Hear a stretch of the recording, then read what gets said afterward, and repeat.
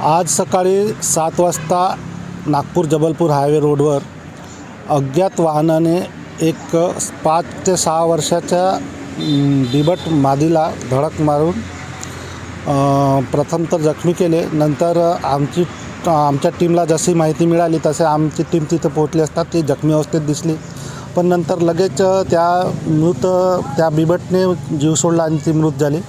त्याच्या उत्तरीय तपासणीकरता आम्ही त्याला रामटेक वन परिक्षेत्राच्या हद्दीत जिथे त्याचं पोस्टमॉर्टम करण्यात येणार आहे तिथे घेऊन आलेला आहे।